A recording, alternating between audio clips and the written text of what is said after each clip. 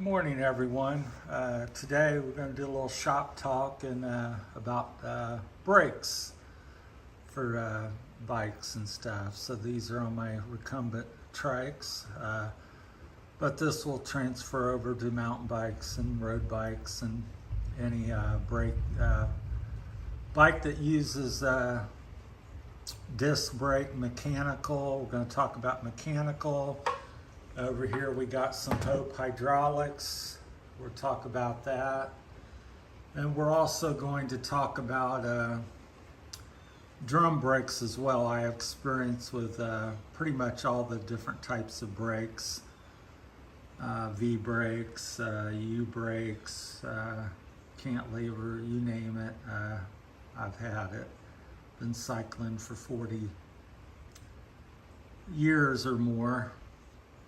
So, but today's topic will be hydraulic versus mechanical versus drum brakes. We'll start off with drum brakes. I currently sold my Green Speed Arrow, which had drum brakes on it. Had 90 millimeter stumpy archers. I think that's how you pronounce it. And in comparison to out of all three brakes, I thought it was the weakest, had adequate stopping power. All three can stop you, it's just how they do it. That's the question, and what I'm going to try to answer for you today is how each brake system works best as I can. So the drum brakes, some of the pluses are they're quiet, low, typically low maintenance. Some of the negative is they're heavy, don't stop quite as well in my opinion. More of a soft feeling brake. They're not real, not as strong as the other types of brakes. And the one that I used most recently was the Stumpy Archer 90 millimeter on the Green Speed Arrow. So, and then there was also, it heats up quite a bit. You don't think of a drum brake as running hot, but if you go down a big enough hill and you're really hard on them, they can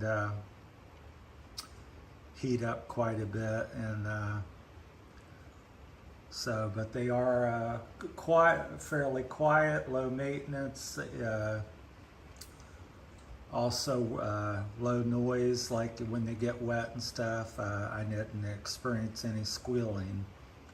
Now let's step over to the mechanicals, which is what's on this trike here, my green Hornet trike, I call it, the Green Hornet. It's got BB7 mechanicals. Some of the positives with that is they're relatively easy to work on. Everybody that can cut a cable and do a derailleur and that type of stuff has the tools, can do a mechanical brake. They're very strong. They're more kind of off or on. They don't have a lot of feel to them, not as much as a typical hydraulic brake. So the lever, when you squeeze it here, it's more, kind of on and off. It doesn't have that nice feel that the hydraulics have. So it's easy to work on. They do make some noise typically when they're wet. And each brake system between the hydraulic, different types of hydraulics, and depending on brake pads and all this and that, will make various amounts of noise when they get wet, is what I've found. So it depends on the brake compound and a lot of different factors, the rotor, type of rotor, thickness, and all this and that. So, so the negative is, I would say, is a little lack of feel. They are heavier. Versus here, over here are my Hope I think they're the Hope Pro 2 or something, trying to think of the correct name for them. But they're Hope's second hydraulic brake they ever made. I've had them for about 15, 20 years at least. Been very good brake. I've used Shimano, Hadley, or not Hadley, Avid. Used probably half a dozen different kinds. So right now I'm running the Hope brakes, and I've got them with the Hope lever there. There's the reservoir. What does it say on there? These use .4 hydraulic fluid, like what you run in the car, typically .4, .5. These say .4. Over here I have something a little bit different. I have the Hope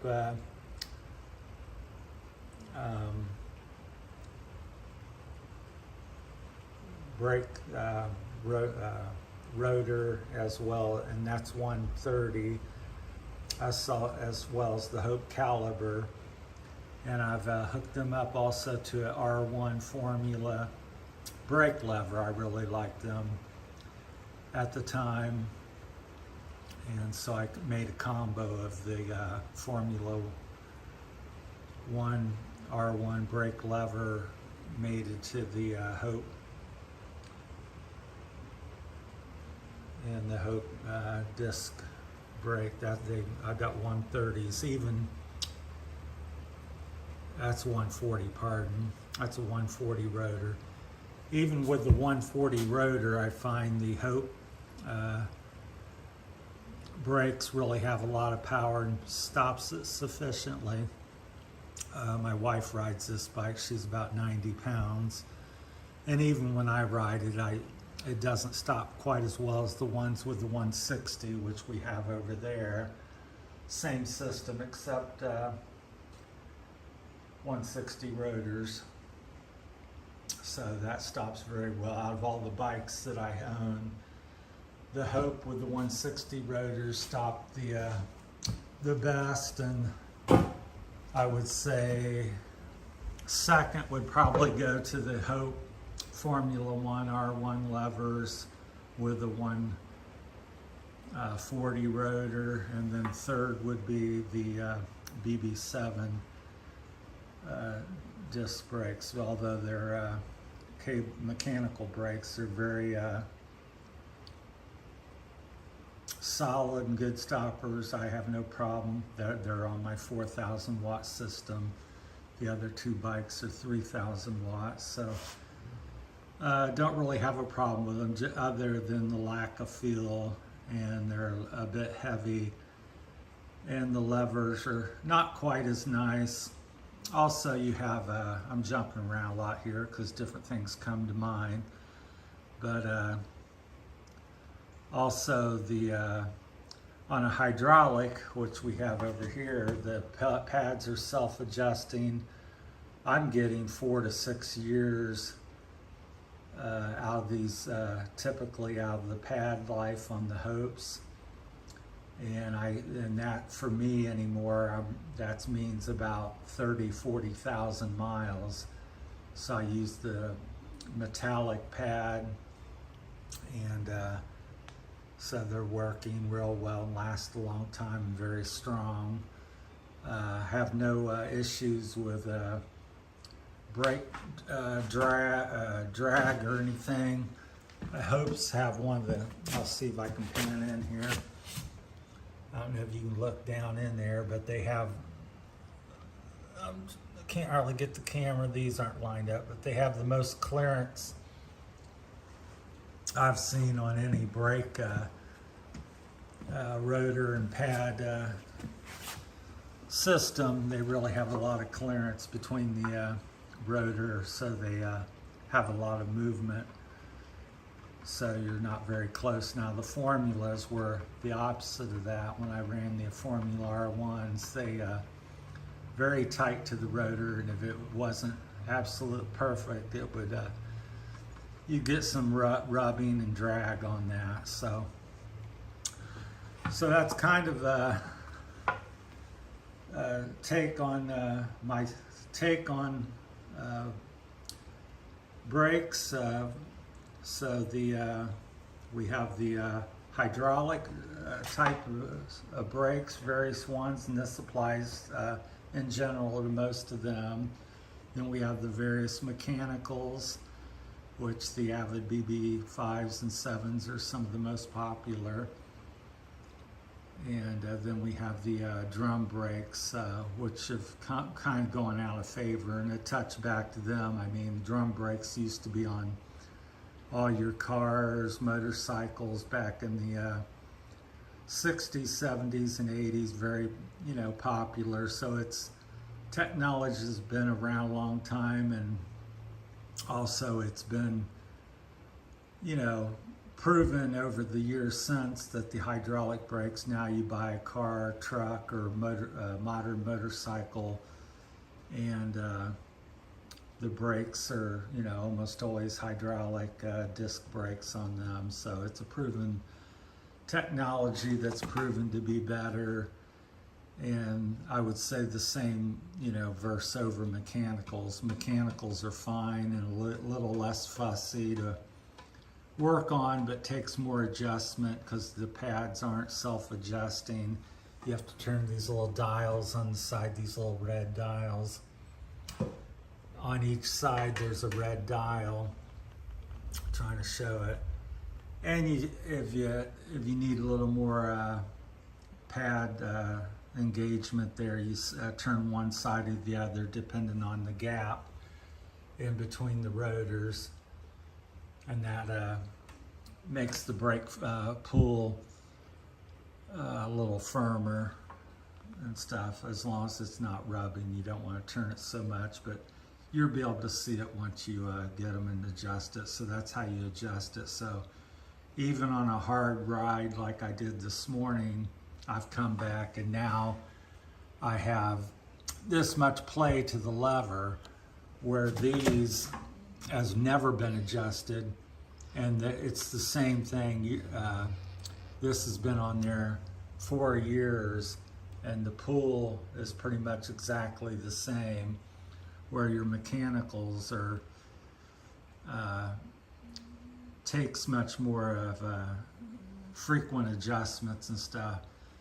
They do work well, they do stop, and for the money, if money's an issue and you don't feel like hassling with brake lines and bleeding, then the mechanical, I have no problem with recommending it. It's very strong and simple to work on, but it is a little more, you have to tweak it here and there a lot more frequently, as much as every ride.